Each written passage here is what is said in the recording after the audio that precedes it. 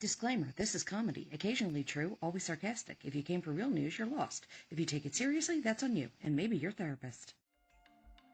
Live from wherever bad decisions meet breaking news, this is All the Things Weekend Update. The news you didn't ask for, delivered by people who definitely shouldn't be trusted with it. We bring you the headlines, the sarcasm, and just enough accuracy to get fact-checked by a Karen on Facebook.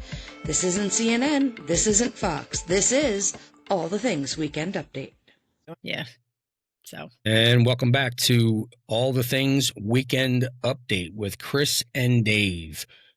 Today we're going to start off with Kris. In NFL disaster news, the New York Giants kicker tried a field goal against the New England Patriots and somehow managed to completely miss the football and punt the turf. The football just sat there untouched, judging him like, I'm literally right here. Witnesses say the kicker approached the ball with the confidence of Charlie Brown trusting Lucy, swung his leg, connected squarely with Mother Earth, and had the Giants' offensive line stunned. The fans were horrified, and the turf is now pressing charges for workplace violence. The turf is expected to make a full recovery after several weeks of physical therapy and emotional support. But hey, look on the bright side. At least he didn't kick a teammate. That's scheduled for next week. Dave? Well, in case nobody knows what New Jersey weather overkill is, in New Jersey weather this week, Friday going into Saturday, and this usually starts out a few days prior to the snow coming. So the governor starts out with releasing a state of an emergency, closing major roads and schools, and we wind up getting a dusting. Or you go to a grocery store and it looks like an apocalypse started on aisle 5. People are playing crash cart derby, hoarding 50 gallons of milk like we're stocking up for their underground bunkers. Bread aisles look like the beachfront property after a hurricane made landfall. People stocking cases of water like as if there was a drought. And then to add as insult to injury, as we're waiting for the snow to fall, township salt trucks are out at 3 a.m. salting everything in a tri-state area. Roads, sidewalks, mailboxes, sometimes small children at bus stops, covering every bare spot they can see. The next day, your car looks like a crusty-ass 4-day-old Philly pretzel. Superintendent of schools 2 days before a flake even hits the ground. Why, you ask? He closes school 2 days before. I'll tell you why. Because it's cold and it's very, very cloudy. Your neighbor is sitting out front on the lawn chair with a hot cup of coffee with their brand new snowblower. And the storm hasn't even started yet. And finally, the snow, it falls, and you look outside and you get a half inch. The kids get dressed like there was a blizzard. They walk out at noon, snow's already melted away. They're standing there looking at each other like, what are we doing? And the first thing they do is start complaining because there's a state of emergency and they can't go over to a friend's house. And then the complaining, it doesn't stop there. The rest of the day, it's, I'm hungry. I'm bored.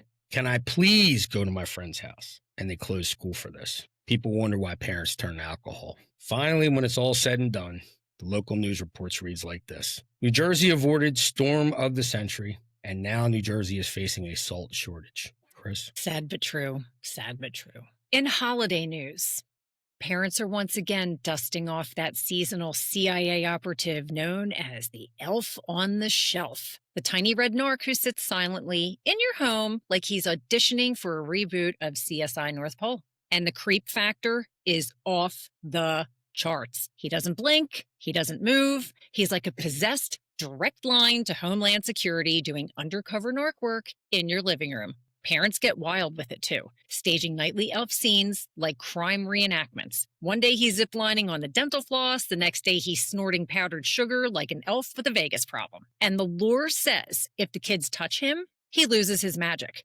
No, Karen. If the kids touch him, he loses his cover. He gets compromised and witness protection is needed immediately. So Merry Christmas to all and sleep tight with your dead-eye elf demon watching. Ho, ho, hope your elf doesn't see you yelling at the dog again. Dave? So a weekend at Netflix, I guess you call it a TV series, Cobra Kai, the saga continues. You guys haven't seen it, you got to see it. I watched it for my third time. So after watching it this weekend, the only show that proves that time travel is possible, because Ralph Macchio walks around like he's 25, even though he looks old enough to be your kid's high school principal or else somebody else's grandfather. Watching this put Bengay back on the map. people see 60-year-old Ralph Macchio still doing a crane kick and fighting 20-year-olds. And the next day, there was reports that Bengay was sold off the shelf. While I'm sitting there, I'm thinking, man, he has a smell that reminds me of a mint that's been in your pocket for 5 years or your grandmother's closet. Another thing, he's beating up teenagers. Don't they call that child abuse these days? Like, you're looking at it and the helicopter parents are like, I'm calling child welfare on this dude.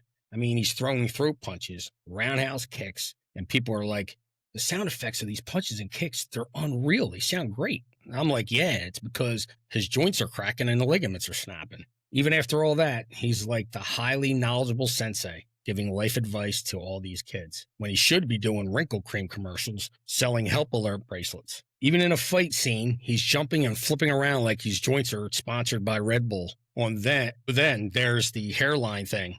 Let me go about the hairline. So his hairline is still the same since the 80s. It's frozen in time like the bark on a prehistoric tree found in the Antarctic. Bottom line of this series is epic, from drama to cheering on Teenage Idol, and now he's a spokesperson for healthcare and life insurance. Ralph Macchio is every 60-year-old's role model, making them think, if he can do it, so can I. I did hear after the show had ended, emergency room visits went up, for older men, that is. Bad falls, torn ligaments, heart attacks from overexercising. Well, thank you, Ralph, for giving us all false sense of bravery and toughness. I love you, man, and I think I need a chiropractor. So, that being said, that concludes the All the Things Weekend Updates. I'm Dave. I'm Kris. And we want you guys to stay healthy, stay safe, and remember who you are. Thanks for listening. Party on.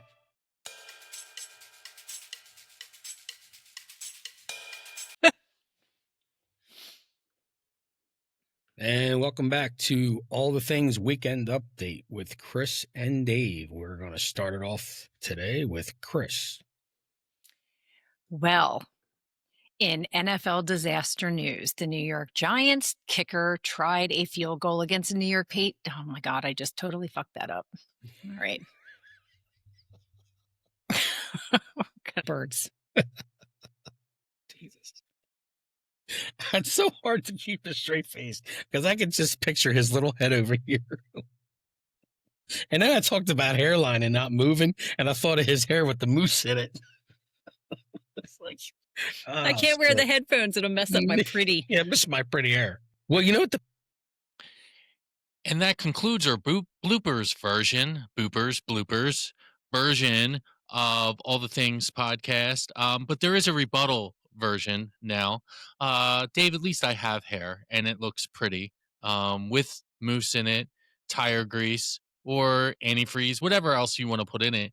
It looks great. Just remember that. And it's a full head of hair. Kris, our viewers have already chimed in. They don't want you to ever do the crane kick. You look like someone who may have fallen off a train and lived. That concludes All the Things blooper version and weekend update. Thanks for listening. Bye.